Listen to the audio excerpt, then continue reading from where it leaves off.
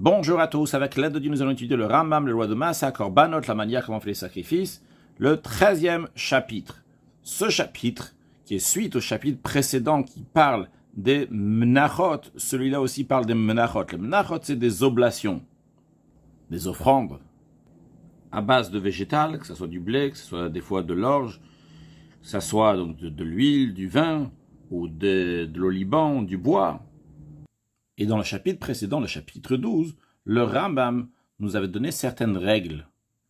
En première étape, avant les règles, le Rambam nous avait dit qu'il y a des oblations qui sont communautaires, puis il y a des oblations qui sont pour un particulier. Dans ça même, nous avons vu qu'il y a certaines oblations qui sont pas offertes sur l'autel, mais ils sont entièrement pour le Kohen.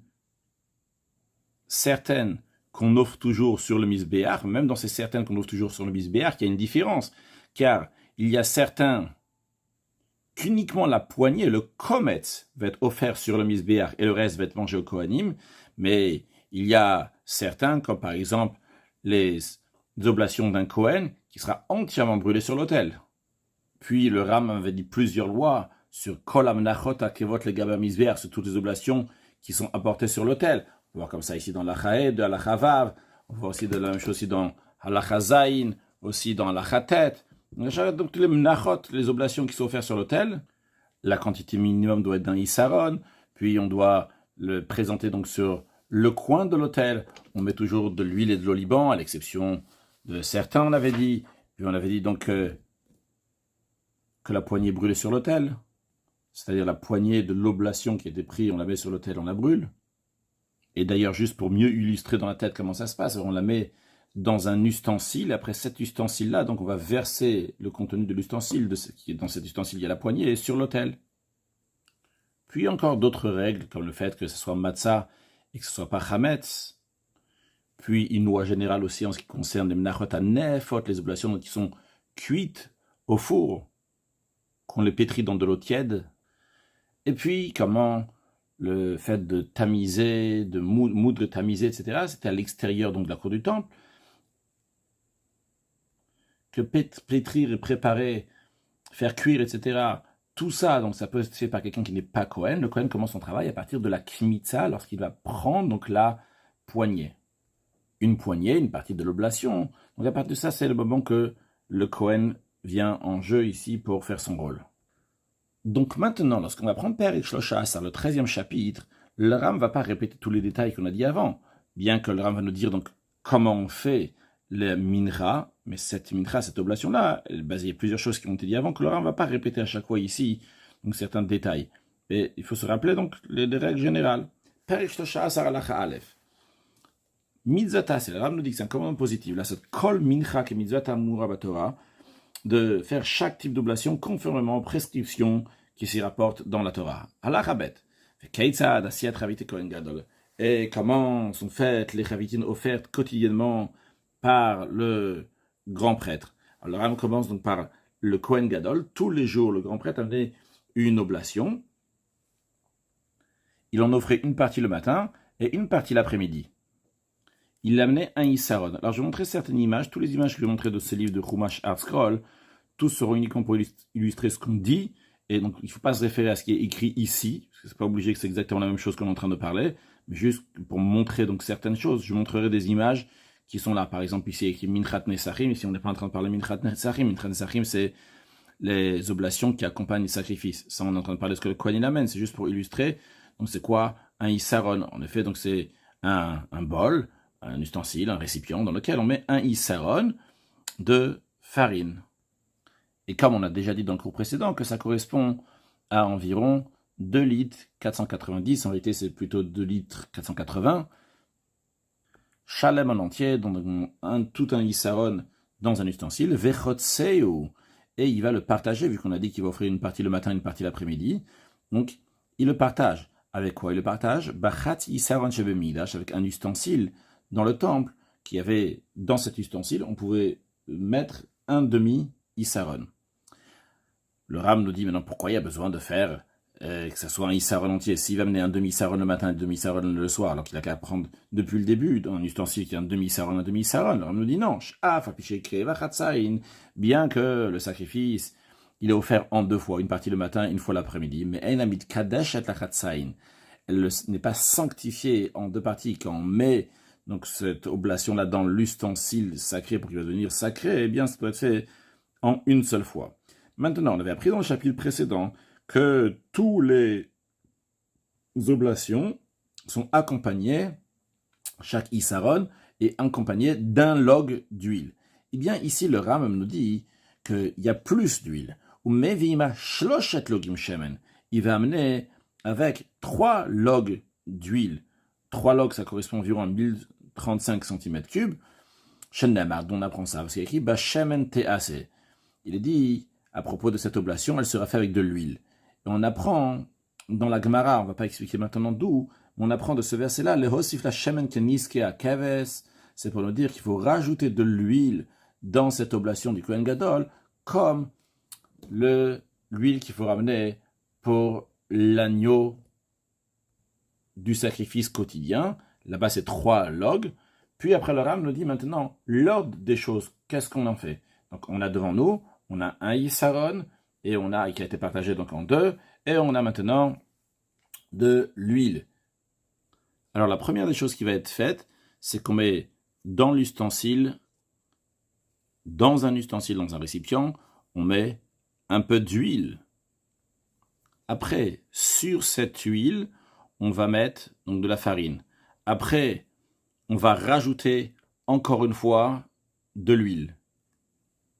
Je rappelle encore une fois, ne pas lire ce qui est écrit au-dessus, c'est pas toujours lié avec comme nous ce qu'on est en train d'expliquer. On prend ces images juste pour illustrer ce qu'on est en train de dire. Puis après, le Ram nous dit qu'au bolel à solet bashemen, qu'il mélange l'huile, la farine avec l'huile, vecholet otra berotrin, et la pâte est échaudée avec de l'eau bouillante. Velash mikol chatz isaron shashchalot, avec chaque demi-issaron. On avait dit un demi-issaron pour le matin, un demi-issaron pour l'après-midi. Et bien chaque demi-issaron, il va faire 6 pains. Nimtseu, il se trouve qu'en tout, il y a combien? Shtem esrechalot, il y a 12 pains. Et le Rambam nous dit qu'on ne les faisait pas tous ensemble, ces chalot-là, mais de base, on partageait, chacune était fait individuellement. C'est-à-dire qu'on les pétrissait individuellement. Achat ayunasot, ils étaient faits une par l'une. Le Rambam dit, comment était la procédure? On a dit que de l'huile, il y avait 3 logs. Un log, donc c'est en 344 millilitres. Quand on partage en 4, ça fait ce qu'on appelle un revit. On retrouve très souvent le revit dans nos comptes qu'on a aussi aujourd'hui. Eh bien, le revit, donc c'est 86 millilitres. Revit, c'est un quart. Un quart de quoi? Un quart d'un log. Donc si on a 3 logs, on fait chaque log en revit, ça nous fait 12. Le Ram nous dit qu'on les partage avec un revit, un ustensile, un récipient qu'il y avait dans le temple qui était revit.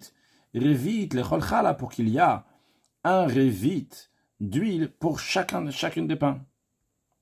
Donc la procédure que nous avons dit ici, elle est faite individuellement, elle est faite 12 fois.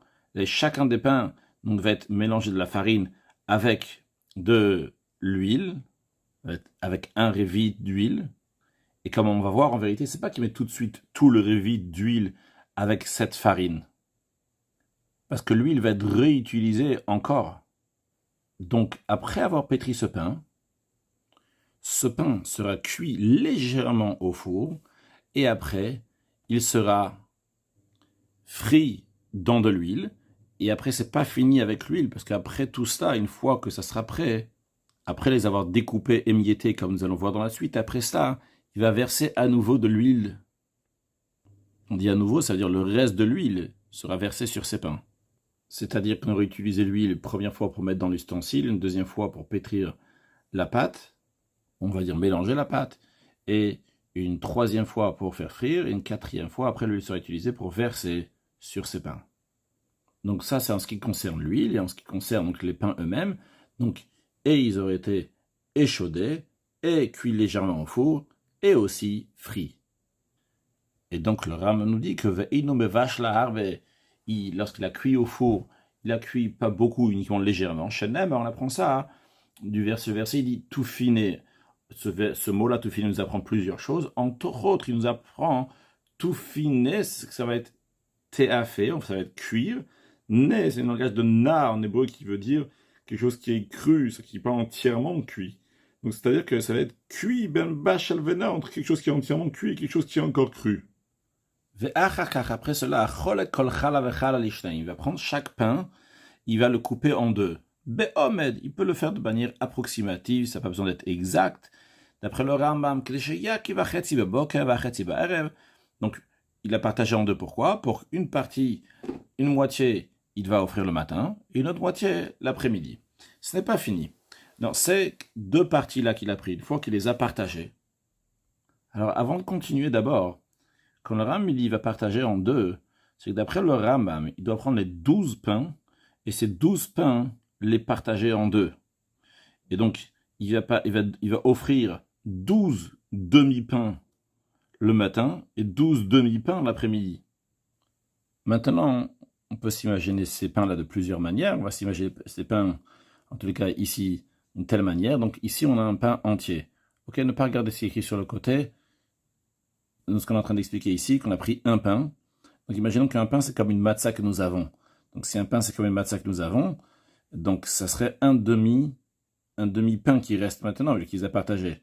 Ce demi-pain qu'il a partagé, maintenant, ce qu'il va faire, c'est qu'il va le plier en deux. Donc quand on prend un demi-pain, comme ça, on le plie.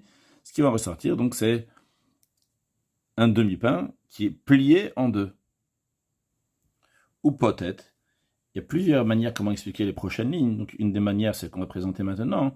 Donc, il a plié Hachetimatse, il partage en deux. Hachetimatse kol ptita kfula lishtaim, de manière que chaque ptita, chaque morceau donc, qu'il a partagé est doublé en deux. C'est-à-dire le premier morceau qu'il a mis pour celui du matin, il est doublé en deux, vu qu'il a été plié, et celui qui a été coupé donc pour l'après-midi est aussi plié en deux. Ce que la Rambam vous soulignez ici d'après ça, c'est que il doit faire attention de ne pas trop plier trop fort, de manière que ça va se casser, ça veut dire en deux morceaux. Il faut que ce soit un morceau qui soit plié en deux.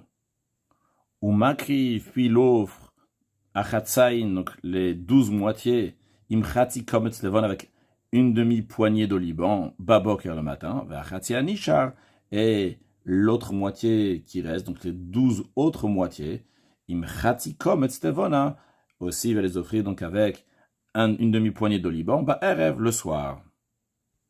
Sur ce tableau, on peut récapituler ce que nous avons vu en ce qui concerne la minchat chavitin, donc l'oblation du grand prêtre, donc l'amène un isaron qui est partagé donc en deux parties. Non, c'est ici qu'on voit donc il est partagé en deux parties. Ici donc il y a 3 logs d'huile. Chaque demi-saron il est partagé en 6 parties. Ici on peut le voir. C'est donc un demi-saron 6 parties, un demi-saron 6 parties. On voit le log d'huile aussi, donc qui est partagé dans des révites. Donc 6 révites et encore 6 révites. On voit aussi ce qu'il faut préparer, donc le levona, l'encens, l'oliban. Puis, après, une fois que ça a été fait comme tout ce qu'on a montré après, donc chaque pain a été plié. Alors, ici, c'est une autre manière comment expliquer. Nous, on a expliqué que c'est plié en 2, ici, que c'est plié en 4. Ça peut aussi rentrer dans les mots du Rambam. Puis, après, donc c'était mis dans l'ustensile. On rajoutait donc l'oliban. Donc, on le rajoutait. Puis, après ça, donc il amenait présenté sur le coin de l'autel, et après, c'était pris du récipient, mis sur l'autel extérieur pour être brûlé. Entièrement, vu que c'est une mincha d'un Kohen Gadol qui est entièrement brûlé. Comme tous les menachot, comme toutes les oblations des Kohanim. Maintenant, le Ram nous dit, Veimaïta minchat chinour. Si c'était une oblation qu'amène un Kohen qui est intronisé dans le temple, donc c'est la même chose aussi qui va amener, c'est la même quantité de farine, la même quantité d'huile. Dans ces cas-là, il n'a pas besoin de la partager en deux. Il ne va pas prendre les pains et les partager en deux. Et la maki va kulakarat, il va les offrir tous en une seule fois. Il me commet sevon avec une poignée d'oliban ou shtem, les deux, c'est-à-dire aussi bien l'oblation du grand prêtre que nous avons dit au début, c'est à la chot, ou bien aussi bien cette mincha d'un Kohen ordinaire qui est son intronisation, kalila ishim, c'est entièrement sur les feux, c'est entièrement brûlé sur l'autel, comme on vient de le dire, que tous les menachot, les oblations d'un Kohen, sont entièrement brûlés sur l'autel. Juste à noter qu'en ce qui concerne combien de chalot, c'est discuté même d'après le Ram, parce que le Ram veut dire qu'il y a besoin de 12 chalot pour celui qui fait son intronisation, le Kohen qui fait son intronisation, ou bien c'est suffisant aussi de 10 chalot. En tous les cas, donc le principe, il est qu'il n'a pas besoin de les couper en deux. Halachahe. Maintenant, le Ram passe à nous expliquer d'autres menachot. Donc, on a parlé pour l'instant de la mincha du chavitin du Kohen Gadol du grand prêtre, puis et aussi celle minchat chinuch d'un Kohen ordinaire, ou bien le Kohen Gadol qui devient un grand prêtre, donc il doit amener cette mincha d'inauguration. Et maintenant, le Ram passe à minchat asolet. L'oblation de la fine fleur de farine, qui est d'ailleurs dans la Torah qu'on appelle mincha tout court, eh bien, on parle de celle-là. Donc, quelle était la procédure?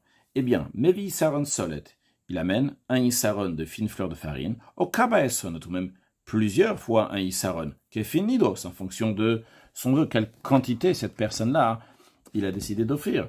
Puis, veshemen araoula, et l'huile, qui convient, qui requiert, en fonction de chaque isaron. Donc on a déjà dit dans le chapitre précédent que c'est un log pour chaque isaron. Umoded beisaron shel midash. Il mesure la farine dans un récipient de isaron du temple. Venoten shemen bikli. Et il met tout d'abord, comme on a dit tout à l'heure, on a montré, donc d'abord on met dans le récipient un peu d'huile. Ve'achakach noten alavet hasolet. Après il met la farine. Ve'achakach noten shemen acher. À la solette, ou il a pris encore de l'huile sur cette fine fleur de farine et il les mélange et les pétrit à solette, la farine, donc avec l'huile. Après, notre nabikli charet. Après, il met dans un ustensile sacré. Comme on peut voir le processus sur ces images-là, sans se référer exactement à ce qui est écrit ici. Donc, on a mis un peu d'huile, puis après, on a mis la farine, puis après, on a rajouté de l'huile, puis après, on a pétri la pâte, puis après le reste de l'huile est versé sur l'offrande. Maintenant, le Rambam nous souligne qu'on ne rajoute pas plus d'huile. L'huile qu'il a donnée au début dans l'ustensile, avec l'huile qu'il a rajoutée pour mélanger, pour pétrir, et l'huile qui verse à la fin, hakol log le isaron. En tout, c'est un log pour le isaron. Donc, on ne rajoute pas encore plus d'huile. C'est juste un log. Ils s'en est servi 3 fois de cette huile-là. Et après, il met l'oliban. Et pour avoir le processus dans son intégralité, basé sur ce que le Ram m'a dit dans le chapitre précédent, ce que le Ram va dire dans la suite. Donc, on voit ici donc qu'il a mis l'oliban. Après, il doit la présenter vers Hagasha, donc dans le coin sud-ouest de l'autel.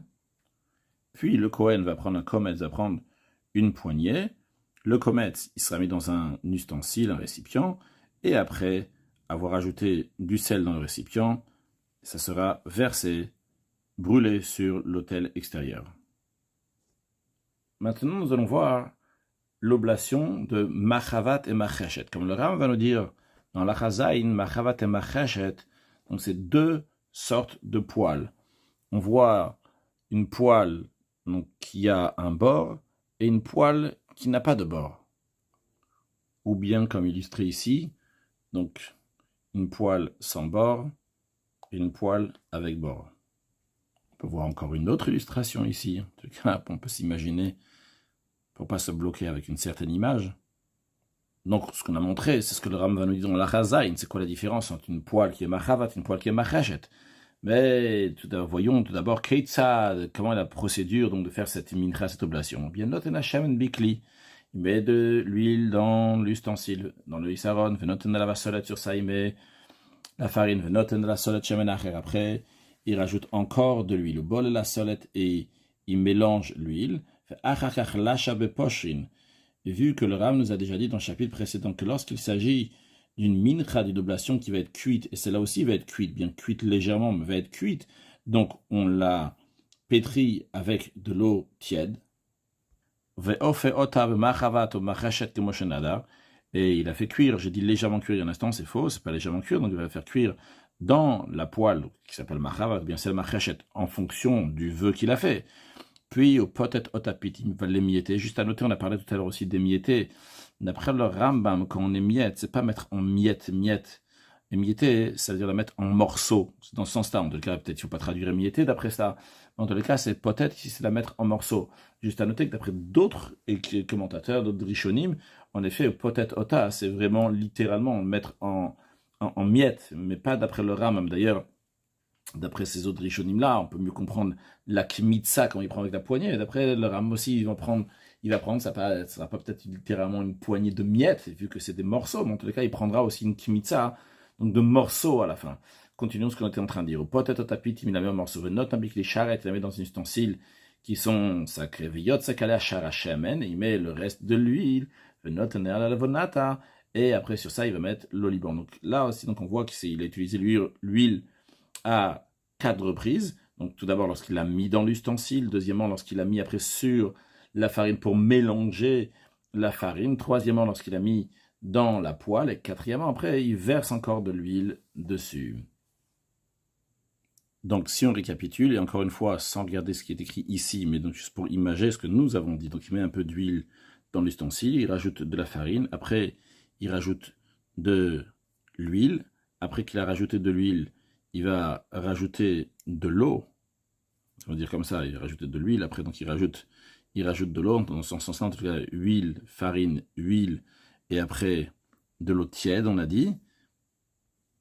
Après, il met de l'huile, donc que ça soit dans la machavat, ou bien que ça soit dans la macheshet.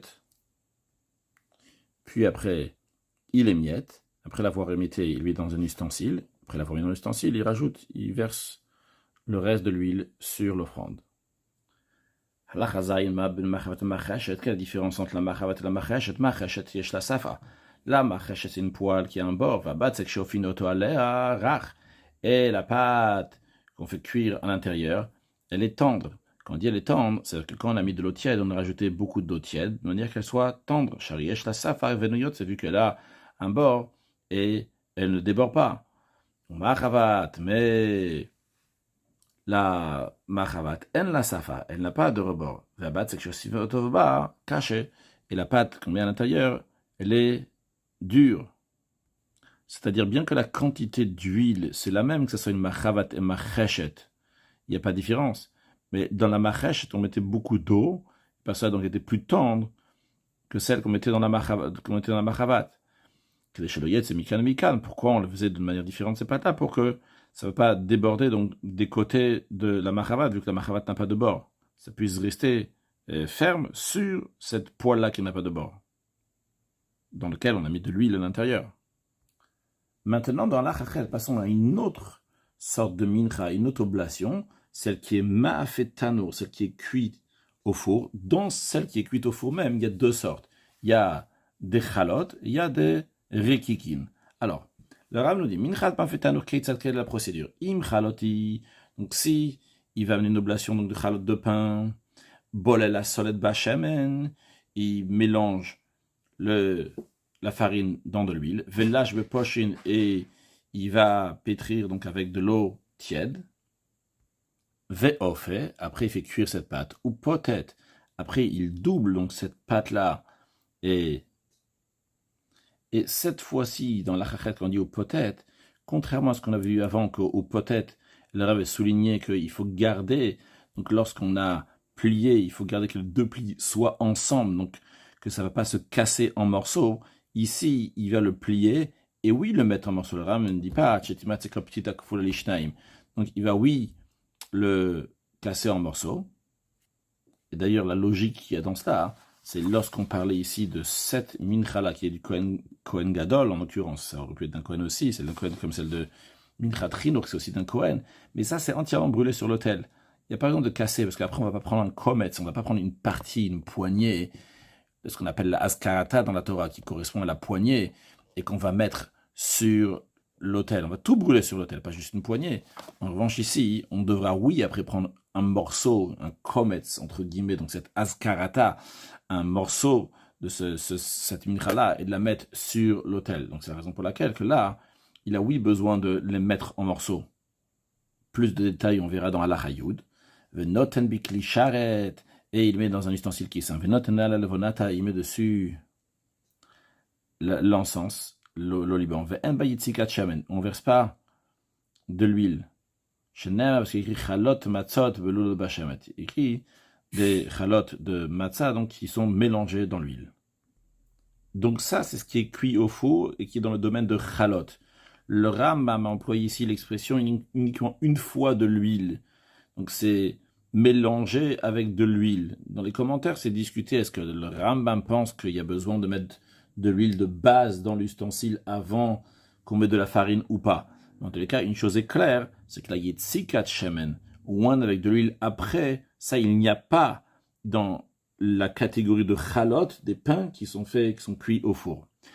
En revanche, si c'est des rikikin, des sortes de galettes, donc qui sont bien plus fines que des pains, dans ces cas-là, la procédure est la suivante.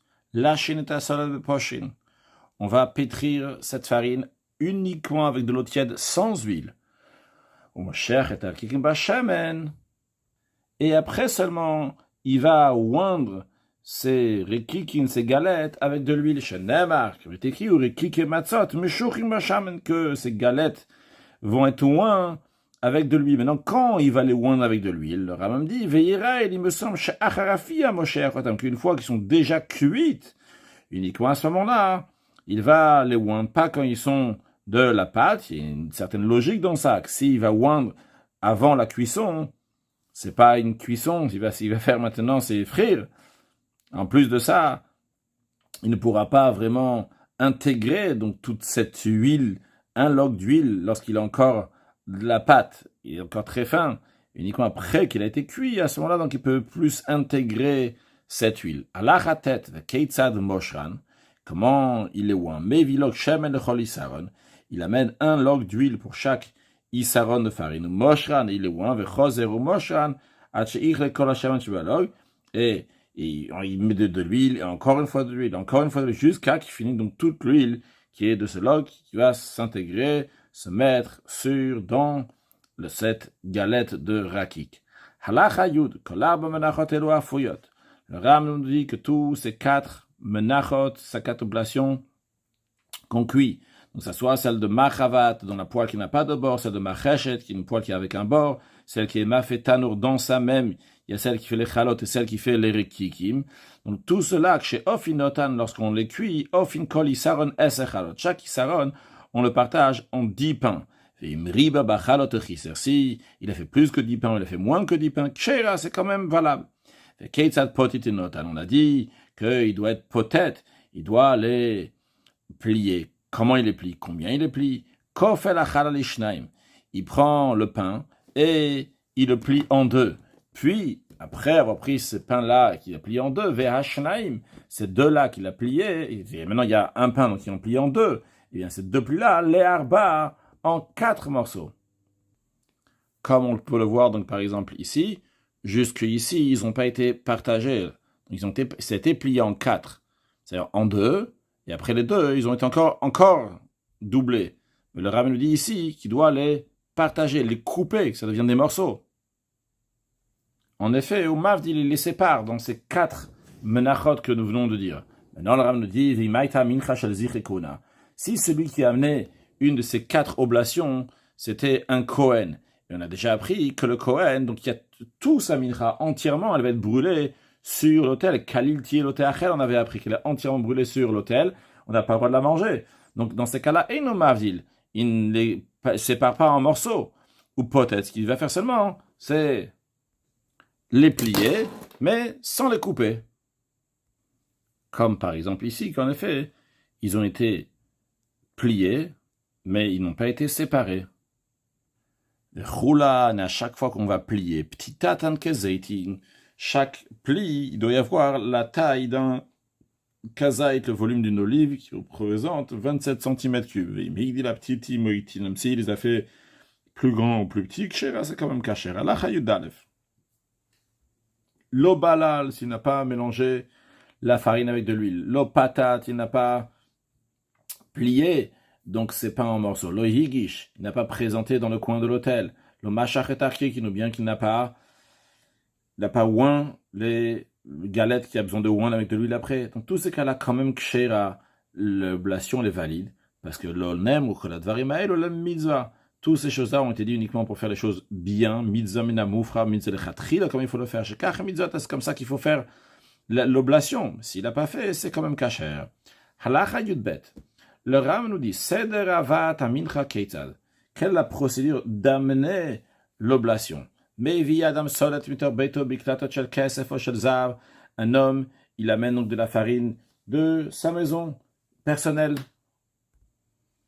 Biklatot shel kesef o shel zav o shel shamin mitachot. Donc on a dit, donc des paniers en argent, en or ou autres métaux. Klish ou raouli klisharet. Le principe, ça doit être un récipient qui est apte à servir de récipient saint pour le temple. Si c'était une oblation de fines fleurs de farine, donc elle est offerte comme elle est, il n'y a pas de cuisson, eh bien, dans ce cas-là, notna liklisharet, il met cette pâte-là dans un ustensile saint, on met kacha, avec l'intention de la sanctifier biklisharet lorsqu'il la dépose dans cet ustensile qui est saint. En revanche, si c'est des oblations qui vont être cuites. Dans ce cas-là, il y a un processus à faire avant. Il a fait cuire là-bas dans le temple, ou peut-être il a mis un morceau, comme on l'a expliqué avant dans la Chayout. Et il met ces morceaux dans l'ustensile saint. L'ustensile saint donc va sanctifier donc ces morceaux. Après, il verse l'huile qui est requise donc pour cette oblation-là, ou le venata, et il rajoute aussi donc l'oliban, et il l'amène au Kohen. Le Kohen, donc il amène à l'autel. Le Magisha Bekeren Dromit Marav, il la présente dans le coin sud-ouest de l'autel, donc à l'endroit de l'arête du coin de l'autel, comme on peut le voir ici. Vedayo, cela suffit, il n'y a pas besoin que la pâte elle-même va toucher l'autel. Il dit que le récipient, ça suffit. Puis, à partir de ce moment-là, donc, le Kohen va faire donc, des choses qui sont parties essentielles dans la mincha, dans l'oblation. On a dit que ça commence, donc le Kohen il commence à partir de la kmitza. C'est la première chose donc, qui est faite, qui doit être faite par le Kohen obligatoirement. Parce qu'on a appris avant que la hagasha, s'il n'a pas présenté, c'est quand même kasher. Donc, ce Kohen va prendre la poignée. D'où, de quelle partie dans le récipient il va prendre? Il va prendre dans l'endroit où il y a le plus d'huile, c'est que la pâte s'est mélangée bien, il y a plus le maximum d'huile là-bas. Comme la Torah dit, misolta ou misham, qui va prendre donc de sa farine et de son huile, c'est dans l'endroit où ils sont le meilleur mélangé. Il y en a le plus d'huile avec la farine. Puis après le Kohen, il prend cette poignée et il la met dans un ustensile sacré avec l'intention de sanctifier Bikli Sharet dans un ustensile sacré. Avec Komet Shechil Kobishneken, le Ram nous informe que si il a pris une poignée, il a mis dans deux ustensiles. Et no Kadosh n'est pas sacré. Vechozeru Malaket et Kol Levonata. Alors certains ici ont la version Vechozeru Mekadesh, que il doit à nouveau faire le Kiddush, sanctifier dans un Kli Sharet, dans un ustensile saint, il doit prendre ces deux moitiés-là, mettre dans un.